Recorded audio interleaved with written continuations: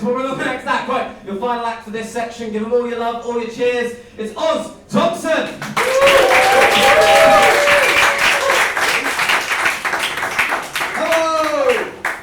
Hello. How y'all doing tonight? You feeling good? Yeah. You feeling fine? Yeah. What's your name? Well, hi, I'm Oz, and one thing you probably can't tell about me just by looking at me is that I'm a schizophrenic. I know I look so well adjusted, but as the old saying goes, man dressed like he's ready for the tropics, chances are he's on antipsychotics. People tell me you shouldn't replace actual therapy with stand-up comedy, but after 13 years of Tory government gutting the NHS mental health services in this country, it's about the only kind of therapy I can afford. And judging by some of the other acts tonight, I'm not the only one. A lot of people suffered from mental illness, and I think what's best to do is to talk about it. Talk about anyone or anything that will listen. Now, I live alone, so my options are pretty limited, but thanks to the schizophrenia, inanimate objects talk back to me. I spoke to my oven and my kettle about this, and well, things got a bit heated. Spoke to my fridge, was unsurprisingly chill about the whole situation. Except for the freezer in the garage, though. A bit cold and distant. Tried to talk to my douche and my hairdryer at the same time about mental health, that was a mistake. Just blew a lot of hot air up my arse. But yeah, it's hard being a schizophrenic. It's hard dating as a schizophrenic. I was dating this one person, but she left when I said I was seeing other people. So I'm single. Please control your swooning. Yes, I'm single and happy for a while now, but walking, talking red flag that I am, I'm doing things a little bit differently on the dating apps. Pretty much what I do, I go on Tinder and swipe right to every single person, and anyone I match with, I ask, do you have any weird or funny or disgusting stories about Tinder that I can turn into poems in the style of Chaucer. I know, it's pretty cool. They're not very good poems, mind you. I guess you could say I put the sexy in dyslexic.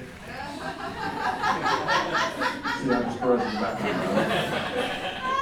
So what I have for you tonight is the most disgusting, most visceral, and least illustrative of these tales. And in fact, it's so disgusting it made someone vomit at the last open mic I did. So if that happens again tonight, I think I don't even need this wonderful Friends prize. So are you ready for it, people? Yeah. Good, then I'll begin. This next one I've heard to no end, always happening to a friend of a friend. A tale most grisly and most foul, I'll clean it up as best I can. For this, my terrified audience, is the legend of the Scat Man. On New Year's Eve, the most auspicious of dates, when Sarah could not find her mates, for they had left her on the floor of dancing with a fellow whom she found quite entrancing.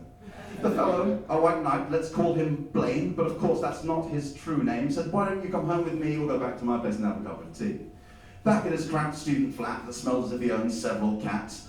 But Sarah ignored the powerful pong, and while Blaine made the tea, she thought nothing was wrong. My flatmates are all out, so it's just you and me, Blaine eagerly explained as he returned with the tea. It's expensive stuff, Moroccan jasmine, careful it's not too hot. We'll do it like they do, and down it in one shot. They downed their drinks, or so the legend goes, but not 5 minutes later did Sarah's stomach start to moan. And as surely as to spank a buttock, the cheek you must hit. Our girl realised she was going to shit.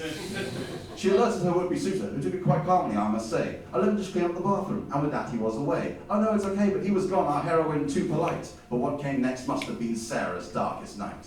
She waited in pain upon the bed, but the smell had already started. From the gurgling bowels of El Diablo came the sound that she had sharted. And from that shart came something that the legends say is true, a blast of Golgothan demon waste, a tidal wave of poo. It came out ice cold, then it came out piping hot. The crap was everywhere, I shit you not. It coated in the sheets, it stained the walls, it left our girl reeling. And if some versions of the legend are to be believed, she even hit the ceiling. In walked Blaine to that fecal Jackson Pollock scene. With a smile on his face, he said the bathroom was all clean. Embarrassed, she ran out and took a shower at quite a pace, and as she left, a sickly grin crept over Blaine's face. For it was he who had spiked the tea with a laxative most strong, evidently not seeing he was doing anything wrong. Because he was a fecal file, a shit sniffer, someone who gets turned on by that deep dark brown. Because when Sarah came back into the room, he was on the bed wanking and rolling around. I'm so sorry. Here ended the tale. If I offended, think for this and all is mended. Be wary of saviours and of the white knight, for you two could end up in some deep shite. Thank you very much, I'm Thompson.